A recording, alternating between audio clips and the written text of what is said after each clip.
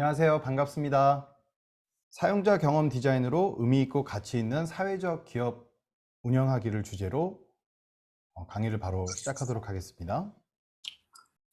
네, 저는 익스피리언스 디자인 앤 컨설팅 위디엑스 주식회사의 이종원 대표입니다. 반갑습니다.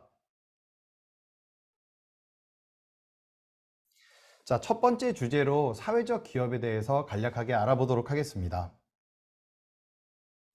자, 여러분들 잘 아시겠지만 사회적 기업이라는 그 용어 자체를 명확하게 이해하는 게 굉장히 중요합니다.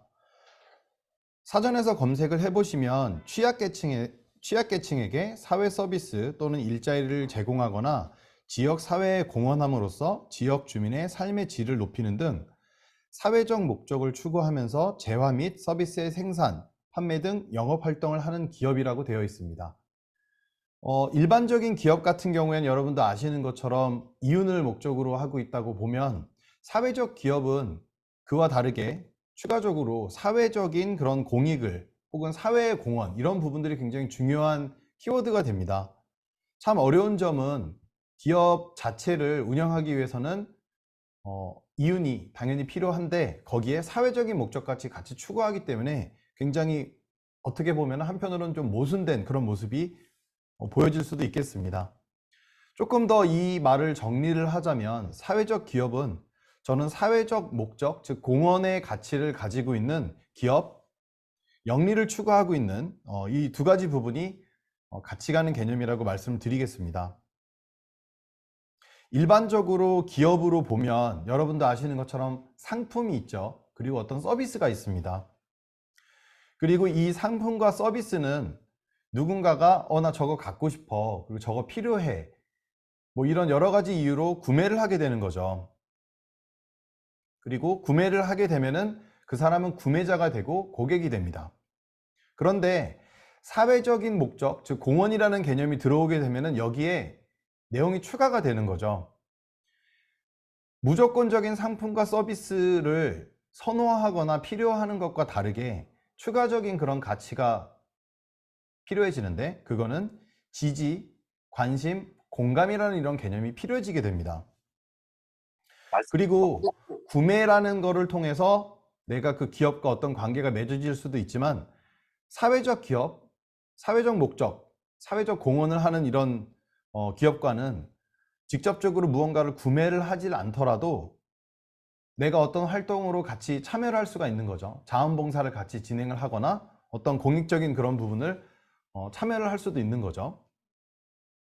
그리고 단순하게 구매자 혹은 고객으로 그렇게 나뉘는 게 아니라 같이 어떤 활동을 하는 활동가가 되기도 합니다. 경우에 따라서는 그 회사 혹은 그 기업에서, 사회적 기업에서 무언가를 진행을 하고 있지만 구매할 것 자체가 아예 없을 수도 있어요. 그렇지만은 고객으로서 혹은 활동가로서 이러한 대상을 얼마나 끌어안고 우리가 가느냐에 대한 질문을 던지면, 실제적으로 사회적 기업은 자기 자신이 하는 것만으로도 굉장히 벅차하는 경우들이 되게 많아요. 그리고 우리가 어떤 거를 하는 데 있어서 되게 스스로 뿌듯해하거나 이거를, 그 의미 자체를 명확하게 하는 것만으로도 굉장히 벅차해하는 경우가 되게 많은데, 우리가 이해를 해야 될 부분은, 사실 어려운 거는 저희도 이해를 합니다. 기업의 형태를 띄어야 되고 운영 유지를 해야 되기 때문에 어느 정도의 자금이 필요하고 영리 활동이 필요한데, 거기에 더불어서 추가적으로 이런 지지와 관심과 공감을 끌고 간다라는 것은 정말 쉬운 일이 아닙니다. 그렇지만 잘 아시는 것처럼 사회적 기업은 지속적으로 필요해지고 있죠. 아시는 것처럼 사회적 이슈가 굉장히 많이 대두되고 있고 많이 발생하고 있습니다. 정부가 실제로 이러한 부분들을 다 해결해 주면 좋겠지만, 아시는 것처럼 그렇지 못하는 상황이 자주 발생하게 되는 거죠. 그리고 기업은 기업 고유의 이윤 활동 추구를 하느라 바쁜 그런 경우가 굉장히 많죠. 그런데 이제 최근에 여러분도 아시는 것처럼 기업도 사회적 공헌을 해야 된다라는 그런 이슈들이 점차 늘고, 이윤 추구에 따른 그런 결과로서 부정적인 그런 사회 쪽으로 미쳐지게 되는 그런 결과에 책임을 져야 된다라는 이슈들도 많이 나오게 됩니다. 그래서 최근 들어서는 기존에 있던 그 기업들도 사회적인 역할을 해야 되고, 또는 사회적 기업 자체도 추가적으로 육성을 해야 된다는 이런 이슈들이 계속적으로 나오고 있는 거죠. 기업의 사회적 공헌에 대한 필요성으로서 되게 중요한 부분은 사회적 기업 가치에 대해서 인정을 해야 되는 그런 부분인데, 중요한 점은 지속 가능한 기업으로 어떻게 성장할 수 있는지를 꾸준히 노력을 더 해야 되는 그런 부분이 있습니다. 무조건적인 영리를 추구만 할 수도 없는 거고, 그렇다고 무조건적인 사회적인 가치만을 추구하기도 참 어려운, 양쪽에 있는 이 두 가지를 같이 가져가야 되는 그런 부분이 참 어려운 거죠. 그러기 위해서는 구체적인 실행 방안이 필요하고, 가치의 명확화, 가치의 수립, 이런 부분도 필요하고, 그리고 앞에서 말씀드렸던 그런 활동, 같이 참여하시는 이런 분들이 할 수 있게끔 기업의 비전, 이런 부분들도 명확하게 도출해야 될 필요성을 느끼고 있습니다. 정말 중요한 부분은 사회적 기업이 우리는 누구이며 왜 하는가, 이런 부분들을 명확히 할 필요가 있고요. 이러한 부분들은 단순히 우리가 어떤 활동을 하자나로 그치는 게 아니라 존재의 이유 혹은 왜 사회나 고객에게 필요한가, 활동가에게 필요한가, 이런 부분들을 명확하게 메시지를 잡을 필요가 있습니다. 제가 말씀드리고 싶은 부분은 이런 부분입니다. 여러분들 사이먼 신에게 골든 서클 다 아실 거라고 봐요. 나는 왜 이 일을 하는가? 그 책 읽어보신 분 계신가요? 지금 손을 몇몇 분들은 들어주셨고요. 제가 지금 바라보고 있는 모습이 여러분들 안 보이겠지만 저는 여러분들 다 지금 보고 있거든요. 몇몇 분들은 손을 들어주셨고 몇몇 분들은 고개를 이렇게 저어주셨어요. 시간이 되시면 꼭 읽어보셨으면 좋겠고요. 저도 굉장히 많은 것들을 배우고, 최근에 저희도 기업을 운영하는 그런 부분에서 이 Y라는 부분에 조금 더 포커스를 가지게 된 그런 부분이 있습니다. 간단하게 좀 말씀을 좀 드리고자 합니다. 여러분들께서 앞에서 말씀드렸던 우리는 누구이며 왜 하는가, 왜 사회, 고객에 필요한가, 이런 근원적 이유를 명확히 할 필요가 있습니다. 지금 여러분들 사용자 경험에 근거해서 사회적 기업을 의미 있고 가치 있게 만드는 그런 내용을 듣고 있는데, 왜 갑자기 골든 서클이라는 얘기가 나오는지 의문을 가지실 분들도 계신데, 사회적 기업은 이 근원적 이유가 굉장히 명확해야 합니다. 우리가 무엇을 어떻게 하는 거를 표현하기 이전에 존재의 이유와 우리가 하는 근본적인 이유를, Y에 대한 부분이 우리도 납득을 못한 상태에서는 남도 설득할 수가 없는 거예요. 그리고 이런 메시지가 명확해져야지 우리가 어떤 활동을 하는 How에 대한 그런 부분들도 좀 더 명확해지고, 사람들은 Y에 열광을 하지 What에 열광을 하지는 않습니다. 똑같이 무언가를 청소한다, 무언가를 깨끗이 한다, 누군가를 도와준다. 그런데 어디는 주목을 받고 어디는 주목을 받지 못합니다. 그러한 근본적인 차이점이 여기에 있습니다. 시간 관계상 제가 이 세부적인 내용들까지는 다 말씀을 못 드리겠지만은 많은 분들께서 이 책이나 이 내용에 대해서 알고 계신 것 같아서 다행이고요. 시간이 되시면 한 번 더 읽어보셨으면 합니다. 그렇다고 하면은 여러분들 오케이, 저도 사실 사이먼 시nek 책 봤는데 하우는 나와 있지 않아요, 사실. 여러분들께서 이 강의를 듣는 가장 중요한 그런 이유가, 저는 이 하우에 대해서 알고 싶어서 오셨다고 생각을 합니다. 그렇지만 단순하게 how만을 알려드리기에는 이 why라는 거를 명확하게 해야 되는 거가 사회적 기업에 굉장히 중요한 가치를 가지고 있기 때문에 그게 먼저인 겁니다. 그 다음에 이거를 내가 구체적으로 어떻게 끌고 가서 what을 만들어낼 것인가, 그 부분이 따라오게 되는 그런 부분인 거죠. 그래서 여러분들께서 why를 명확히 했다라고 하면은, 구체적으로 내가 만든다라고 하면은 이걸 어떻게 만들 것인가, 사용자 경험 디자인 방법론에 그러한 부분들의 답이 있겠습니다. 그래서 여러분들께서 사회적 기업으로서 진행을 한다라고 하면은 명확한 Y를 찾아내는 게 굉장히 중요하겠습니다. 여기에서 질문을 던져야 됩니다. 우리에게 의미가 있는 것이 과연 무엇인가? 대부분의 경우는 고객만을 생각을 합니다. 혹은 같이 활동하시는 그런 분들만 생각하는데, 저는 이렇게 말씀드리고 싶습니다. 우리가 무엇을 하는지에 대해서 의미를 명확하게 하지 않으면 우리조차 그 의미를 잃어버리게 됩니다. 그렇기 때문에 먼저 사회적 기업을 운영한다라고 하면은 명확하게 Y를 찾아야 되는데, 그 중에서도 왜 이걸 하는지에 대한 의미를 우리가 찾아야 됩니다. 그리고 고객이 있다라고 하면은, 고객은 의미보다는 가치를 원합니다. 고객에게는 내가 이 활동을 하는 거에서 어떠한 가치를, 내가 이걸 구매하는 거에서 어떠한 가치를 얻어갈 수 있게끔에 대한 Y를 명확히 해줘야 돼요. 그리고 그거는 단순하게 구매하고 끝, 이게 아니라 지지와 관심과 공감을 이끌어낼 수 있는 그런 Y여야 됩니다. 당장 뭐 하루 이틀 만에 나올 수는 없겠지만은 지금부터 관심을 가지고 이게 일단 첫 단계다. 내가 길게 끌고 갈 수 있는 기업 혹은 사회적 기업을 만든다. 항상 떠오르는 키워드가 그거예요. 지속 가능하냐. 이게 명확해야지 지속 가능하다고 저는 말씀드릴 수 있겠습니다. 자, 두 번째 주제는 사용자 경험 디자인입니다.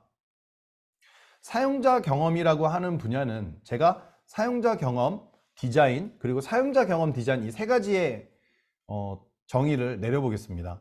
먼저 사용자 경험입니다.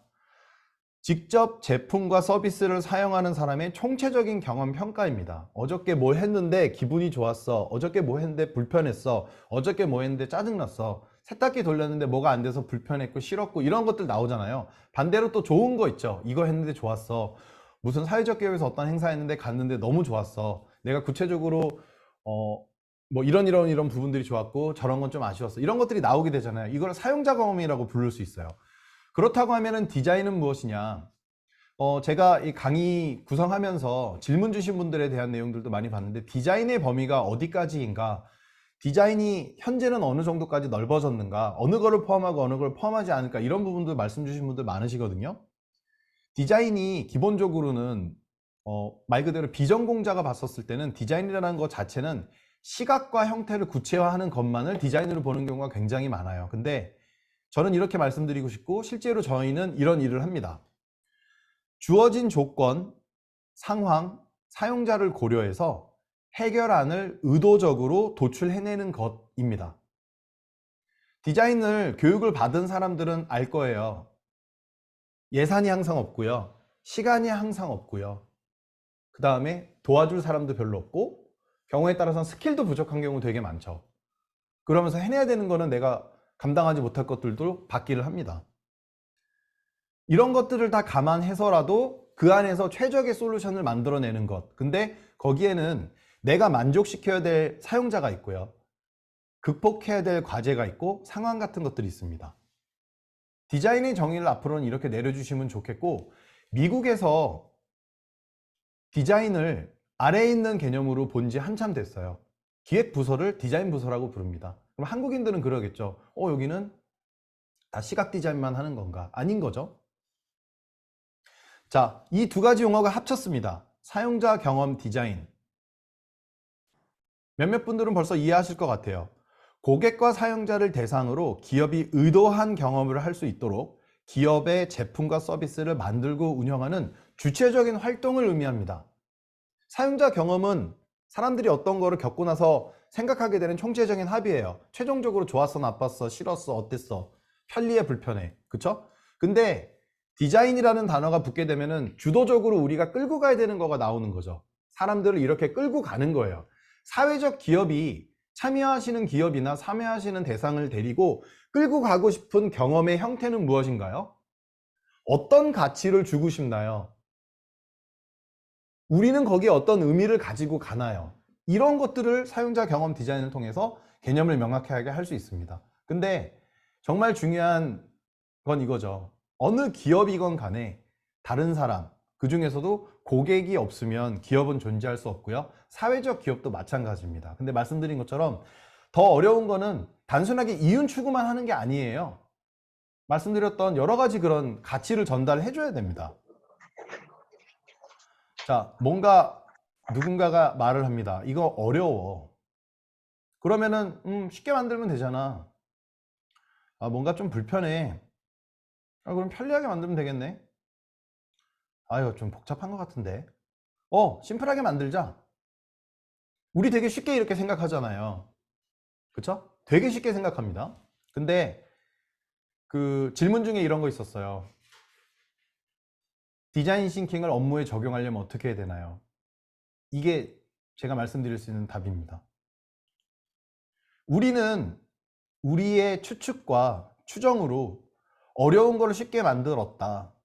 불편한 걸 편리하게 만들었다. 복잡한 걸 심플하게 만들었다라고 하고 그냥 끝내요. 그러게 어떻게 하는 거죠? 그냥 시장에 출시합니다. 바깥에 내보냅니다.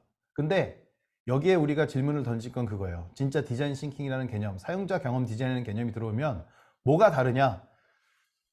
자, 우리가 어려운 걸 쉽게 만드는 솔루션을 만들었어. 근데 사람들도 그렇게 생각할까? 고객들도 그렇게 생각할까? 불편한 걸 편리하게 만들어서 드립니다. 진짜 그렇게 생각하세요? 가치를 느끼세요? 를 확인을 하고 거기에 맞춰서 다시 우리가 바꿔가는 거죠. 이제는 더 이상 돈을 많이 이렇게 투자를 해서 연예인 마케팅 한다고 판매가 되는 그런 시대는 지났어요. 사람들이 진짜 가치를 느낄 수 있어야 되고, 우리가 기업을 운영하는, 그리고 거기에서 나오는 의미와 고객들이 느끼는 실제적인 가치가 같아져야 된다는 거죠. 자, 그래서 중요한 점은 이겁니다. 고객 가치를 주는 제품과 서비스, 이런 것들을 구체화할 수 있는 사용자 경험 디자인이란 과연 무엇이냐, 그리고 이걸 어떻게 하느냐. 앞에서 말씀드렸던 how죠. how를 어떻게 하면 줄 수 있느냐. 자, 이거는 여러분들께서 사용자 경험을 디자인하는 디자이너에 보이지 않는 도구에 대해서 배울 단계입니다.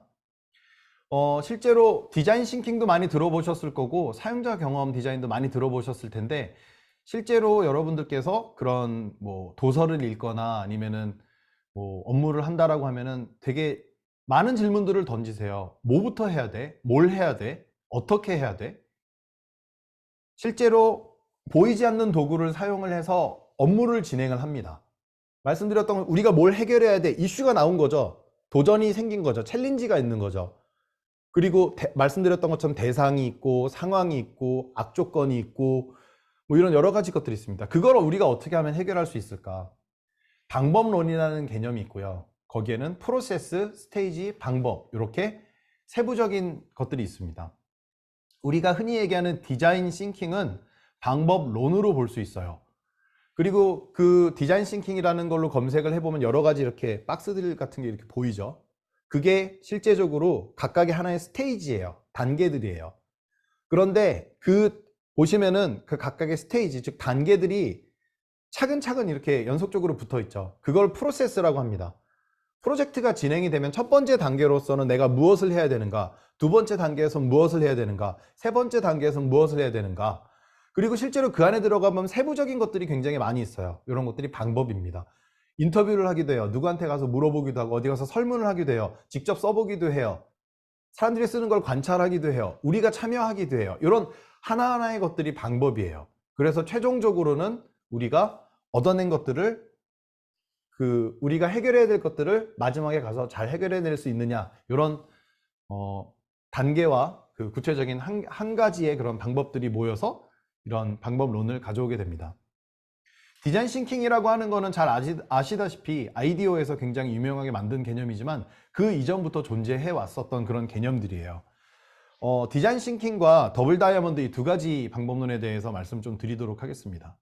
디자인 싱킹은 공감, 문제 정의, 아이디어 찾기, 시제품 만들기, 평가하기, 이렇게 5가지의 스테이지, 즉 단계로 이루어졌습니다. 영어로 이해하시는 분들이 더 많으실 거라고 봐요. emphasize, define, ideate, prototype, test. 공감에서는 해결하고자 하는 문제와 사용자에 대해서 파악하고 이해하는 단계가 들어가겠고, 문제 정의에서는 공감 단계에서 수집한 정보들을 바탕으로 핵심 문제들을 정의를 하는 거고, 아이디어 찾기, ideate, 브레인스토밍을 통해서 아이디어를 창출해내고, 그 다음에 프로토타입, 시제품을 만들고 최종적으로 평가를 합니다.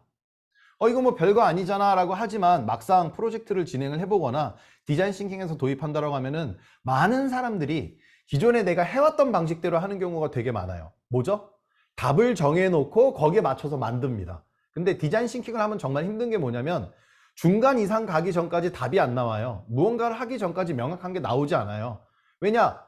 나는 고객이 아니거든요. 그 사람이 뭘 원하는지 모르거든요. 뭔가를 만들고 마지막으로 진짜 가지고 가서 보여줬을 때 사람들이 와, 이거 내가 진짜 원했던 거야, 이 소리 하나를 듣기 위해서 얼마나 많은 작업을 하는지 모르겠습니다. 더블 다이아몬드로 바로 넘어가 보도록 하겠습니다.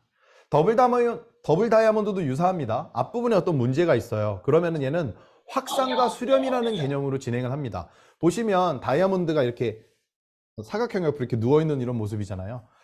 시작하는 부분에서 이제 넓어지게 되는 거는 내가 모르는 것들을 알아나가는 단계, 그리고 디파인으로 갈수록 이렇게 좁아지는 거죠. 시간이 무한정이 있지 않기 때문에 불필요한 것들을 버려내는 거죠. 아, 이거 되게 좋은데 이번에 우리 프로젝트에 안 맞아, 그러면서 하나씩 하나씩 버려나갑니다. 그리고 중간에 딱 들어오게 되면은 UX 전략, UX 스트래티지. 그래서 우리는 이거를 만들 거야. 이거를 우리가 해결해야 돼가 되게 명확하게 나오게 되는 거고, 자, 여기 디벨롭이 있죠. 아까 제가 말씀드렸던 답정해서 간다라는 거가 사실 여기서부터의 단계예요. UX 스트래티지가 나오면은 우리가 고객 대상으로 어떤 경험을 제공해 줄 건지가 되게 명확해지는 거예요. 그러면 그거에 대해서 이제 만들기 시작을 하고 프로토타입을 만들고 테스트를 해보고, 이게 디벨롭 딜리버입니다. 그래서 UX 전략 이전 단계는 되게 아무것도 안 보이는 것들을 해요. 인터뷰를 하고 경쟁 사례를 리서치를 하고 직접 써보기도 하고. 근데 이제 두 번째 다이아몬드 단계로 넘어가게 되면은 UX 전략에 근거해서 무언가를 구체적으로 만들고 이제 형태를 가져가게 되는 거죠. 자, 그래서 얘도 각각의 단계를 보시게 되면은 디스커버, 디파인, 디벨롭, 딜리버 이렇게 단계가 있게 되고요. 중간에 해결해야 되는 문제와 방향을 잡게 되는 부분이 있게 됩니다. 자, 이렇게 해서 간략하게 방법론과 프로세스 그리고 스테이지와 방법에 대해서 알아보았습니다. 자, 기본적으로 이러한 단계를 거쳐서 진행한다라고 하면 정말 중요한 개념은 우리가 실제로 진행하고 있는 그 사업과 고객과의 접점 혹은 맞춤이라는 그런 작업, 핏이라고 하는데요. 그걸 맞추는 작업이 굉장히 중요하겠습니다.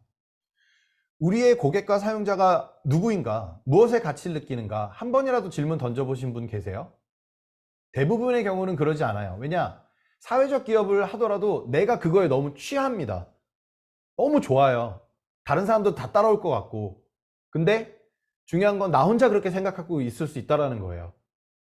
그러면은 내가 이거를 직접 진행을 한다. 다른 사람들을 같이 데리고 간다. 같이 활동에 참여를 해줬으면 좋겠다. 과연 누구인가라는 질문을 던져야 돼요. 케이스가 굉장히 다양하기 때문에 어떤 거를 말씀드리긴 힘들지만 우선적으로 첫 번째는 프로토 페르소나라는 개념이 있습니다. 내가 추정하는 사용자를 가상으로 작업을 해보는 거예요. 이 사람은 나이가 이럴 거고, 이 사람은 이런 거에 니즈가 있을 거고, 이런 활동을 할 거고, 이런 것들을 좀 정리를 하는 거죠.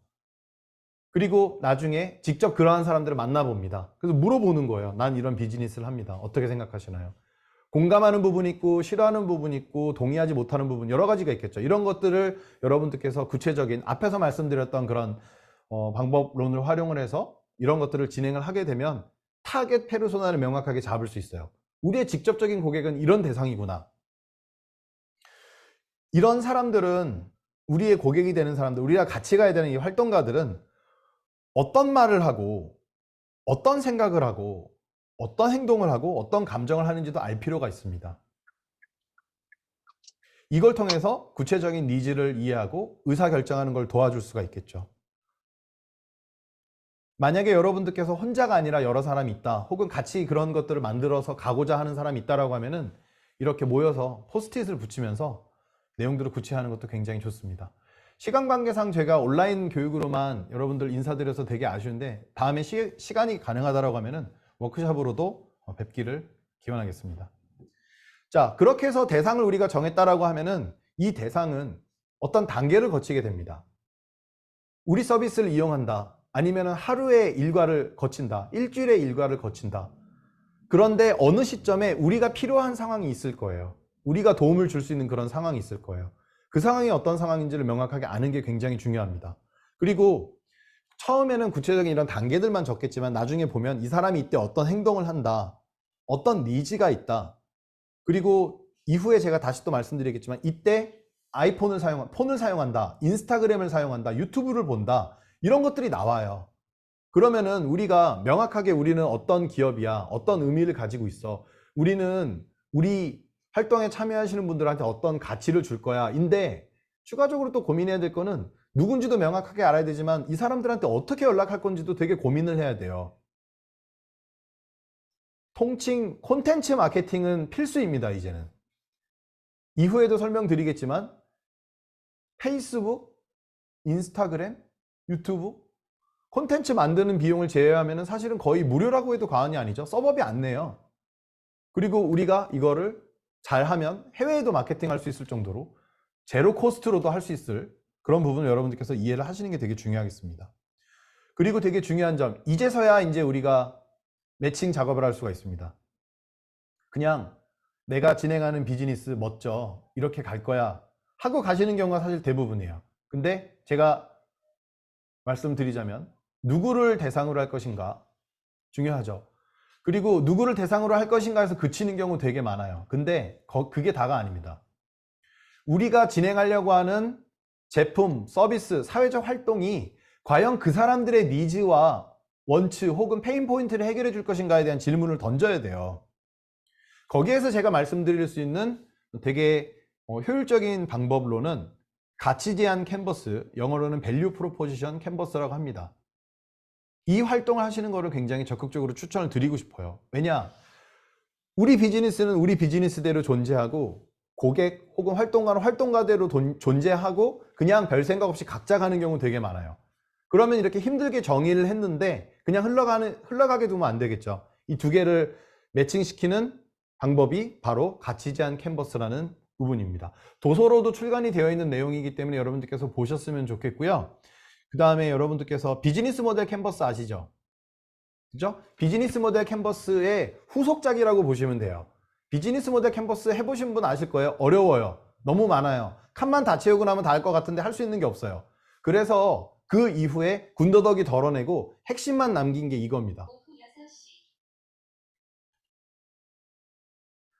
자, 표로 보자면 이렇습니다. 고객 쪽이 있고요. 그리고 우리의 제품 혹은 서비스 쪽이 있습니다.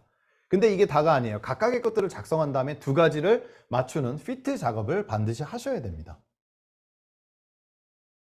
그래서 정말 중요한 점은 우리가 고객에게 맞출 거냐 아니면은 새로운 고객을 찾아갈 거냐 같은 것들을 미리 고민을 할 수가 있어요. 무언가 구체적으로 더 들어가기 전에.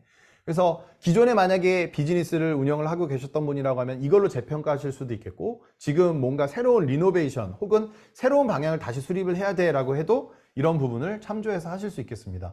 제가 지금 보여드리는 이런 방법론, 방법, 프로세스 이런 것들 저희 실제로 업무에 사용하고 있는 툴들이에요.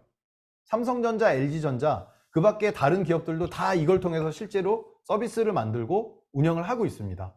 이거 우리 어떤 문제점을 해결해야 되는데 어렵죠. 보이지 않는 문제점들이고 무언가를 구체하기가 정말 힘들어요. 이런 것들을 이런 말씀드렸던 방법론, 방법, 프로세스들을 통해서 구체할 수 있습니다. 하나씩 적어가면서 이런 것들을 하실 수 있어요. 자, 터치 포인트 디자인으로 넘어가겠습니다. 앞에서 말씀드렸지만은 의미 있고 가치 있는 제품과 서비스를 힘들게 만들었다고 하더라도 제대로 전달이 되지 않으면 무용지물입니다. 의미와 가치를 구체적인 형태와 메시지를 담아서 적합한 채널을 통해서 전달해야 될 필요성이 있어요. 정말 중요한 부분인 것 같습니다. 여러분들께서 아무리 집에서 소리를 치고 사무실에서 큰 목소리를 내도 듣지 못해요. 디지털 프레젠스라는 개념이 있습니다. 디지털에 존재해야지만 현실에도 존재한다는 개념. 여러분들 요새 어디 가실 때 다 지도 앱 쓰시죠? 어디 가서 뭐 할지 다 계획하고 해요. 근데 여러분들 비즈니스는 왜 안 올려두세요? 왜 검색이 안 되게 만드세요? 되게 중요한 얘기입니다. 근데 여기에 UX적인 관점으로 접근을 하자면은 다른 점이 좀 있어요. 그 부분도 같이 말씀을 드릴게요. 소셜 네트워크, 웹사이트 구축, 커뮤니티 운영, 그리고 메타버스를 활용할 수도 있습니다. 실제로 여러분들께서 잘 운영을 한다라고 하면 만드는 건 당연히 공이 들어가고 경우에 따라서 비용도 들어가지만 거의 제로 코스트로 운영을 하실 수가 있는 그런 부분들이죠. 터치 포인트, 좀 구체적으로 표현을 하자면 멀티 스크린 경험 디자인이라는 개념이 있어요. 앞에서 말씀드렸던 우리의 그 대표적인 활동가 혹은 고객, 사용자가 있다라고 하면은 하루의 일과 중에 언제 어느 매체를 쓰는가 이런 부분들 알아두시는 거 굉장히 중요합니다. 여러분들 SNS 마케팅 해보신 분들 아실 거예요. 제가 광고할 수 있는 시간 지정할 수 있어요. 노출할 수 있는 대상 지정할 수 있어요. 나이도 지정할 수 있고요. 여러 가지 것들을 생각보다 많이 지정할 수 있어요. 효과가 높아지겠죠. 구체적으로 우리가 누군가를 대상으로 무엇을 할지를 명확하게 안 잡으면 공중에다 총 쏘는 거랑 똑같아요. 공중에다 총 쏘면서 새가 잡히겠지. 안 잡힙니다. 그래서 이러한 것들도 여러분들께서 구체적으로 하나씩 잡아보세요. 처음에는 틀릴 수 있어요. 근데 어느 정도 여러분들께서 마케팅을 운영을 하시다가 보면 잘 반응이 있는 그런 분들도 나오고 타임이 잘 나오는 그런 것들도 있습니다. 그런 걸 통해서 여러분들께서 메시지를 되게 조금만 더 고민을 해서 조금만 더 구체적으로 잡으면 굉장히 효율적으로 접근해서 적은 비용과 적은 노력으로도 많은 것들을 얻으실 수 있어요. 효율적으로 잘 전달할 수 있게 됩니다. 이런 것들도 다 사용자 경험 디자인 분야에 있다는 게 굉장히 신기하지 않으세요? 그만큼 이러한 경험에 대한 그런 요구와 사항들이 굉장히 사회적으로 많이 있다는 거죠. 여러분들도 그런 개념을 이해를 하셨으면 좋겠습니다. 자, 사례 하나 말씀드리고 수업을 종료하도록 할게요. 여러분도 아시는 것처럼 그리고 지금 여러분들 와 계신 것처럼 지금 저희 비대면으로 만나고 있잖아요. 그쵸? 다들 댁에 계시거나 사무실에 계시거나 어떤 분들은 뭐 이동하고 계실 수도 있는데 저희가 작년에 진행했던 그런 케이스입니다. 동물보호단체 동물자유연대에서 여러분들 4번 란이 뭔지 아세요? 한번 검색 한번 해보세요. 케이지 프리라고. 닭들이 태어나자마자 죽을 때까지 되게 좁은 케이지 안에서 알을 낳다가 생을 마감합니다. 우리가 알을 먹게 되면 알에 넘버가 붙는데 끝자리가 4번이에요. 4번 란은 케이지 란이에요. 그 숫자가 앞으로 갈수록 자연 방목 란에 가까워지는 거죠. 작년에 이 행사를 진행을 했어요. 암탉에게 자유를 메타버스에서 뜨거웠던 케이지 프리 페스티벌 성공기. 저희가 메타버스로 공간에 대한 기획과 설계를 진행을 하고 행사 운영도 같이 진행을 했었던 그런 부분입니다. 만나지는 못하지만 메타버스라는 이런 특성을 잘 이해하면 충분히 이런 것들이 가능하죠. 그 사회적 기업에서 보여주고자 하는 그런 여러 가지 정보와 자료, 그 다음에 받고자 하는 설문과 참여하고자 하는 이런 부분들을 잘 기획을 했어요. 그리고 사전에 체험 키트 같은 것들도 전달을 했고 행사가 어떻게 운영하는지에 대한 것들도 다 전달을 했고 그래서 각자 다 집에서 참여를 하고 해외에 계신 분들은 해외에서 연사님들이 지금 여러분들 오신 것처럼 직접 또 메타버스에 오셔가지고 강연을 해주셨죠. 그래서 보시는 것처럼 이렇게 카와파크를 만들어서 이렇게 공간이 되어 있고 참여하신 분들이 이렇게 모여서 이동하면서 서로 이야기도 나누고 활동도 하고 저희는 지금 딱 줌에 들어와 있기 때문에 요 방 하나에 들어와 있는 개념인데 메타버스는 이렇게 다니면서 내가 원하는 곳에 가서 원하는 정보도 볼 수 있고 원하는 사람들끼리 모여서 할 수 있고 나 저기 가서 체험할래 저기 가서 정보 볼래 이런 것들이 되거든요. 이런 부분들을 여러분께서 참조하실 수 있겠죠. 그래서 무조건적으로 지금 코로나니까 못해 사람들을 못 만나니까 못해 이러는 거는 아니에요. 할 수 있는 디지털을 활용하면 여러분들께서 취할 수 있는 여러 가지 그런 수단들이 굉장히 많고 이 프로젝트를 특히 제가 말씀드리는 거는 단순하게 메타버스로만 진행한 게 아니라 뭐 해외에서 연사님들도 오시고 어떤 활동을 하는 거는 미리 오프라인으로 체험 키트를 보내서 참여를 같이 유도를 하고 같이 만들고 그 다음에 그렇게 해서 만든 거를 또 해시태그를 달아서 인스타그램에 올려서 또 인증해요. 그러면은 지금 말씀드리는 것만 봐도 온라인, 오프라인, 해외, 국내, 집, 그 다음에 메타버스 플랫폼을 벗어나서 인스타그램까지 같이 가고, 그쵸? 이런 부분들을 여러분들께서 잘 기획을 하실 수가 있겠다라는 거죠. 그래서 조금 전에 보여드린 게 이제 해외에서, 홍콩에서 이렇게 해당 주제로 강연해 주신 분, 그 다음에 지금 보시는 것처럼 이렇게 직접적으로 키트를 보내서 같이 이렇게 참여를 해서 해시태그 달아가지고 인스타그램에 이제 올려줬던 이런 부분들도 보실 수 있겠고요. 그리고 메타버스에서만 할 수 있는 이런 퍼포먼스도 진행을 했었습니다. 닭들이 저렇게 갇혀 있는데 우리 모두 모여서 힘을 모으자 춤을 추면서 이렇게 야 우리가 풀어줄게 하면서 응원을 하는 거예요. 여러분도 잘 아시는 게더타운 플랫폼이죠. 자, 그래서 닭이 이렇게 풀어지는 이런 모습을 연출을 했던 부분을 말씀드리겠습니다. 그래서 되게 막 여럿이 모여서 막 어떤 활동을 하고 이런 것들이 현실에선 좀 어려울지 몰라도 이렇게 해서 또 여럿이도 모여서 많은 부분들을 같이 할 수가 있다는 부분도 보실 수 있겠고요. 자, 정리하도록 하겠습니다. 생각보다 많은 기업들이 선한 의도만 가지고 시작을 하지만 명확하게 고객 전달 가치를 정립하지 못하는 경우가 굉장히 많아요. 그리고 이런 것들을 제대로 전달하지 못하는 것들을 많이 보고 있습니다. 본 교육 과정을 통해 시간이 굉장히 짧긴 했지만 실무 사용자 경험 디자인에 대한 부분을 여러분들께서 이해를 하셔서 실제 비즈니스로 여러분들께서 구체화하는 것들을 성공적으로 잘 이뤄내기를 기원하겠습니다. 자, Q&A 시간을 진행하도록 하겠습니다. 시간 관계상 모두 답변을 여기에서 드릴 수는 없지만 이후에 저희 웹사이트를 통해서 제가 답변을 전달을 드리고자 합니다. 가능하시다면 이후에 저희 위드엑스 웹사이트 혹은 디자인엑스 클래스 웹사이트 들어오시면 제가 답변을 달아서 그쪽에 올려두도록 하겠습니다. 자, 저에게 주어진 시간이 약 15분 정도입니다. 제가 몇몇 그 질문들을 좀 미리 묶어봤어요. 그래서 같이 답변 드릴 수 있는 건 좀 같이 답변을 드리고, 이 외에도 답변을 못 드린 부분은 말씀드린 것처럼 저희 웹사이트를 통해서 전달을 좀 드리도록 하겠습니다. 자, 디자인 싱킹이 정말로 현업의 문제 해결에 도움이 되려면 어떻게 접목해야 될까요? 라고 질문을 주신 분이 계세요. 여기에 제가 답변을 드린다면 일단 디자인 싱킹이 왜 필요한지에 대한 거를 조금 명확히 하셔야 되고요. 앞에서 말씀드린 것처럼 디자인 싱킹이 답정로 방식으로 진행이 되지 않아요. 그러니까 미리 답을 정해놓는 방식으로 되지 않아요. 그리고 무언가를 해결할 때 해결할 부분이 불명확한 상태에서 우리가 해결을 해줘야 될 고객을 만나야 될 수도 있어요. 사용자를 만나야 될 수도 있어요. 그렇기 때문에 여러분들께서 디자인 싱킹을 현업에 도입을 해서 문제를 해결한다라고 하면은 첫 번째, 내가 디자인 싱킹에 대해서 어떻게 이해하고 어떻게 해결하고자 하는지에 대해서 질문을 던져야 되고, 회사에서 일을 하게 되는 부분이 생각보다 고착화되어 있는 경우가 되게 많아요. 그래서 내가 디자인 싱킹을 도입해서 문제를 해결한다라고 하면은 다른 사람들의 동의를 구해야 됩니다. 요번에 우리가 이걸 하려고 하는데 이런 식으로 해서 해도 괜찮을까요? 안 그러면 여러분들께서 열심히 디자인 싱킹으로 무언가를 해결하고 내부에 용인을 못 받게 되는, 승인을 못 받게 되는 경우가 되게 많습니다. 그래서 여러분들께서 실제로 한다면 저는 감히 말씀드릴 수 있어요. 도움 되거든요.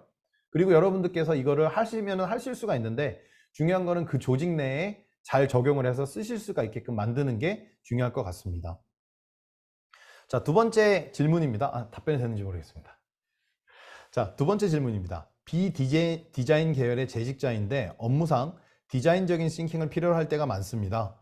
비전공자이지만 디자인은 전문적인 교육을 받아본 적이 없어도 스스로 경험 혹은 강연을 통해 감을 쌓을 수 있다고 생각했는데요.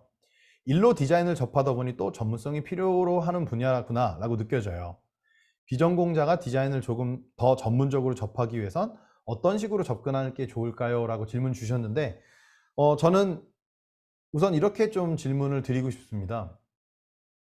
디자인에 대해서 일단 어떻게 생각하시는지가 되게 중요할 것 같고요. 앞에서 말씀드렸던 것처럼 디자인이라고 하면 무엇보다 여러 가지 조건들 중에서 무엇보다 비전공자라고 하면은 가지고 가야 될 그런 질문은 내가 누구를 위해서 이거를 만드는 것인가 라는 질문을 던져야 돼요. 생각보다 많은 분들이 내 관점을 정답으로 생각하는 경우가 되게 많거든요. 근데 비전공자가 디자인이라는 거를 생각해서 진행한다라고 하면 내가 그거를 왜 하지? 누군가를 위해서 이거를 하는 거지? 그렇다고 하면은 그 사람의 혹은 그 기업의 이 B2B에도 적용이 되는 이슈입니다. 어떤 부분을 내가 해결해 줘야 될지를 먼저 명확하게 하고 해결하는 거예요. 그러니까 관점 자체를 나에게서 벗어나서 그 대상에 무언가를 해결해 주는 걸로 넘어가서 접근을 한다라고 하면 비전공자라고 하더라도 저는 디자인을 했다고 말씀을 드릴 수 있을 것 같아요.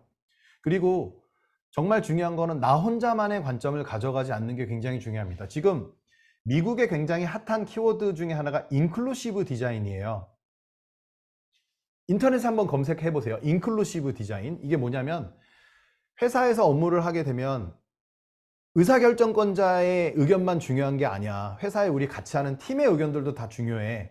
그리고 실제로 이 솔루션을 쓰는 사람들의 의견들도 중요해 라는 개념에서 모두 다 포괄하는 디자인의 개념이 떠오르고 있어요.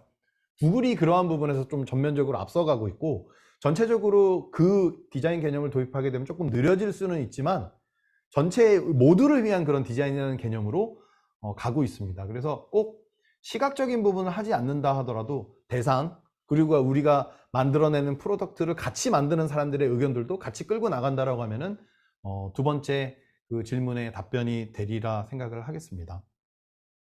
자, 디자이너가 앞으로 배우고 갖추면 지식이나 꼭 갖춰야 할 능력 성장을 위한 자기 개발과 노력은 어떤 것들이 있으며 추천하시는 디자인 모임 플랫폼이 있으신지요? 라는 질문입니다.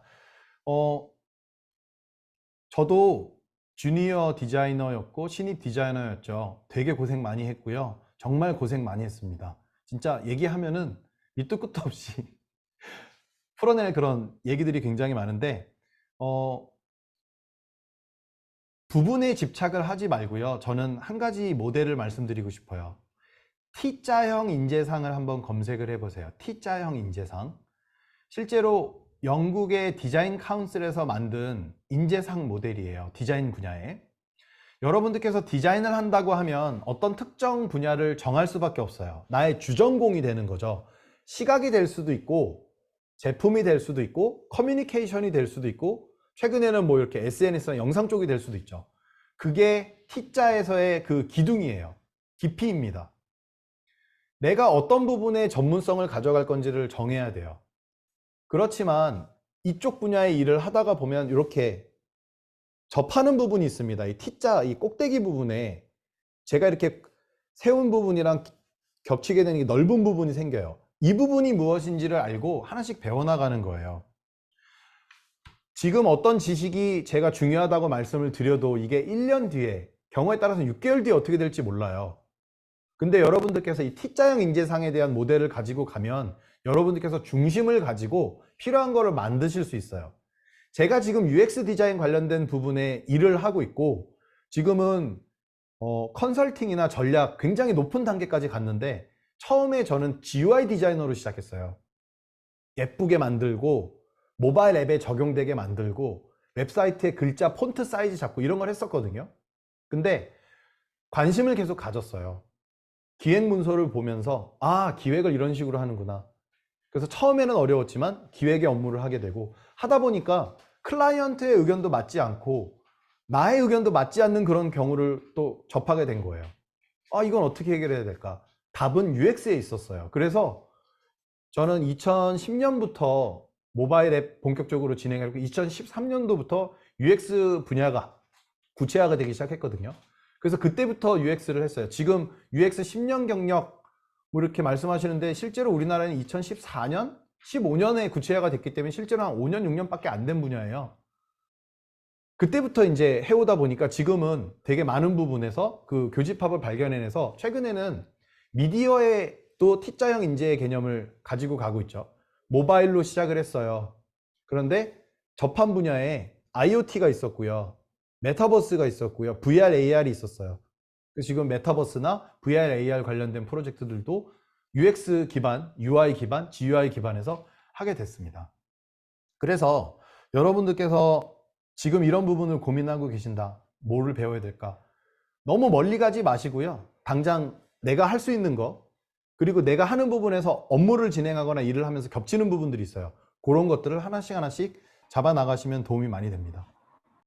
추천하는 디자인 플랫폼은요, 지금은 조금 부족하지만 제가 운영하고 있는 디자인 X 클래스를 추천합니다. 자, 그리고 UX UI 디자인 분야의 디자인 커리어를 시작하기에 앞서 가장 이상적인 첫 직장은 어떤 직장이라고 생각하는지 궁금합니다.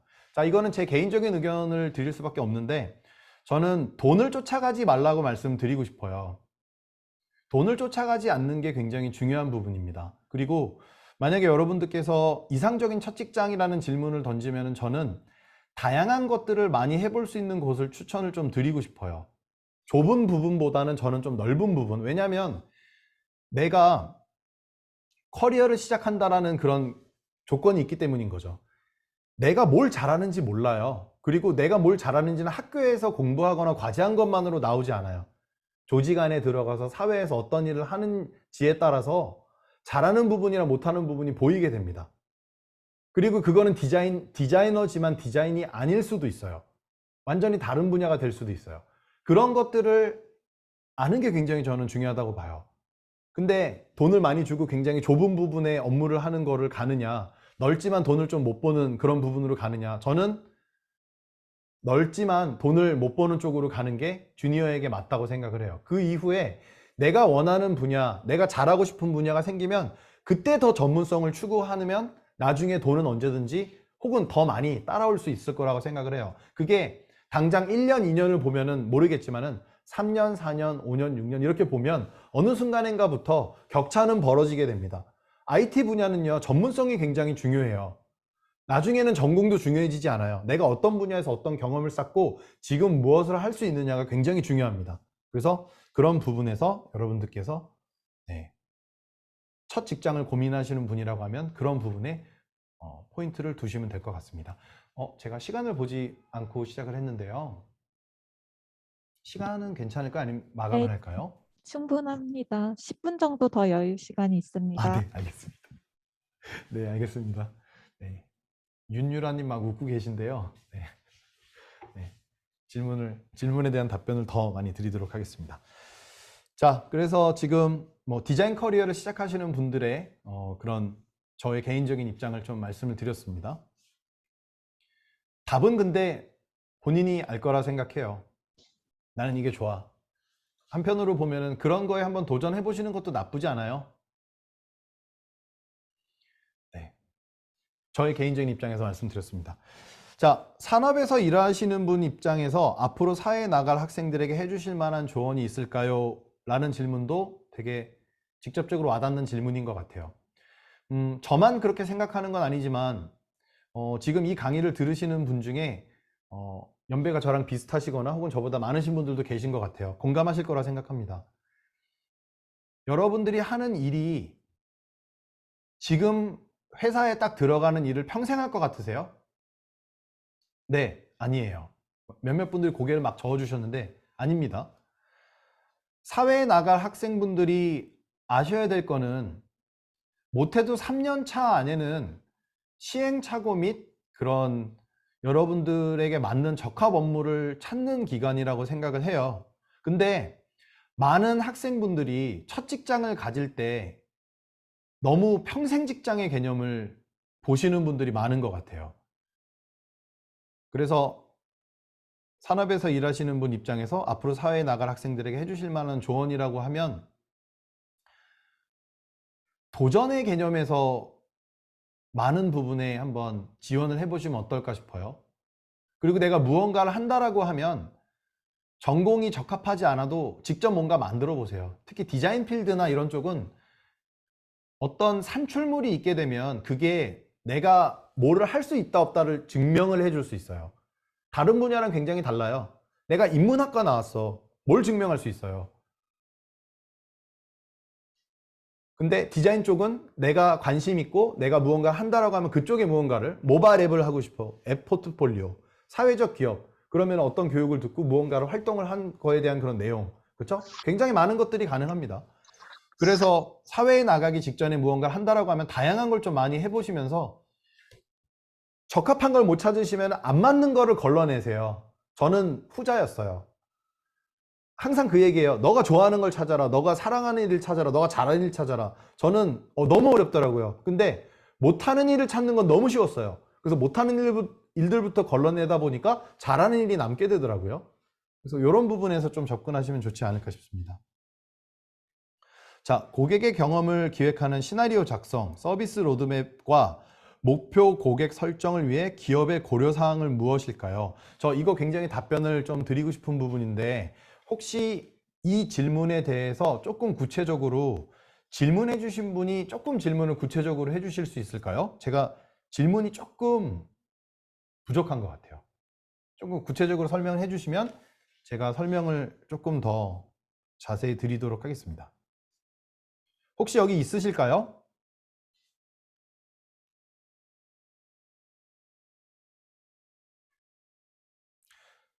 자, 없는 것 같습니다. 제가 말씀드리도록 하겠습니다. 여러분들께서 실제로 고객 경험 기획 시나리오 서비스 로드맵을 써보신 적이 있으세요? 목표 고객 설정을 위한 무언가를 하신 적이 있으신지에 대한 질문을 던지고 싶은데, 자, 말씀드리겠습니다. 고객을 정의를 하고 서비스 시나리오를 작성을 하시고 우리가 앞으로 그렇게 끌고 가겠다는 걸 무언가를 만드시잖아요. 되게 중요한 키워드 하나가 나옵니다. 이거는 우리의 추측과 추정이에요. 이걸 아는 게 정말 중요한 겁니다. 기업의 고려사항은 그거예요. 근데 굉장히 많은 사람들이 담당자가 추정했다라고 생각하지 않아요. 근데 우리가 만든 그 안은 추정 아닙니다. 이거를 명확하게 아는 게 중요해요. 그러면은 그 다음에 뭘 해야 되느냐? 여기에 자금을 어마어마하게 태우기 전에 직접 고객을 만나보거나 프로토타입으로 작게 돌려보는 게 되게 중요해요. 그 다음에 어느 정도 현실성이 있다, 추진을 해도 된다라고 하면은 그때 비용을 태워서 좀 크게 가져가는 게 되게 중요한데, 생각보다 저는 놀랬었던 게 매출 막 30억, 40억 이런 회사인데 이거를 주임이 그냥 만들고요. 그것도 이쪽 분야 처음 이제 부서 이직해가지고 처음 온 그런 주임에게 맡기고 아무도 그런 것들에 대해서 의문을 던지지 않더라고요. 주임이 했는데 그냥 믿고 나머지들이 나 좋아, 그렇게 가도 괜찮을 것 같아. 되게 위험한 거거든요. 그러면은 성공률이 몇 프로일까요? 저는 이거는 운이라고 봐요. 성공률이라는 개념 자체를 던지면 안 되고 운에 맡기게 되는 거죠. 그래서 정리해서 말씀드리면 이렇습니다. 고객의 경험을 기획하는 시나리오 작성을 할 때는 우리가 추측으로 만드는 건지 직접 무언가 가지고 있는 데이터에 기반해서 팩트에 근거해서 만드는 건지를 아는 게 1번. 2번, 만약에 우리가 어쩔 수 없는 상황, 사실 어쩔 수 없는 상황이 되게 많아요. 대부분 UX 팀조차도 없고 적은 인원이 디지털 기획을 하는 경우 되게 많아요. 그렇다고 하면 이거를 어떻게 빨리 시장에 테스트를 할 것인가를 고민을 해야 됩니다. 여기에서 되게 중요한 키워드 하나만 전달드리고 시간이 다 돼서 마무리를 하도록 하겠는데요. 여러분들 프로토타입은 아실 거예요. 프로토타입이라고 하는 거는 내가 무언가를 만듭니다. 이게 잘 만들어져서 잘 팔리는 거를 가정할 때 괜찮을지에 대한 개념이에요. 근데 이 컨셉 자체가 시장에서 먹힐지 안 먹힐지를 고민하는 개념은 프로토타입이 아니라 프리토타입이라는 개념이 있어요. 용어가 다르니까 한 번만 다시 말씀드릴게요. 프리토타입입니다.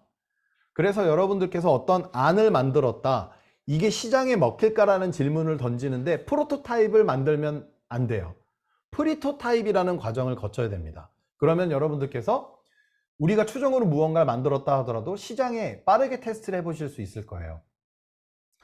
자, 이외에도 다른 많은 질문들이 있는데 나머지 질문들은 제가 저희 웹사이트를 통해서 올려서 답변을 드릴 수 있도록 하겠습니다. 자, 짧은 시간 동안 열심히 경청해 주셔서 감사드리고요. 큰 도움이 되었으면 합니다. 마치겠습니다. 감사합니다. 안녕하세요. 저는 익스페리언스 디자인 앤 컨설팅 그룹 EDX의 이종원 대표입니다.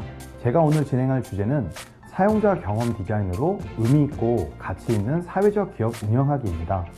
사회적 기업에 대한 필요성은 높아지고 있지만 중요성에 비해서 구체적인 방법이 없다 보니 참여자들의 관심과 지지를 끌어내는 것이 쉽지 않습니다. 사용자 경험 디자인 그리고 디자인 싱킹을 통해서 사회적 기업의 가치를 명확히 하고 참여하는 고객들의 지지와 관심을 끌어내는 구체적인 기획 방법을 알려드리고자 합니다.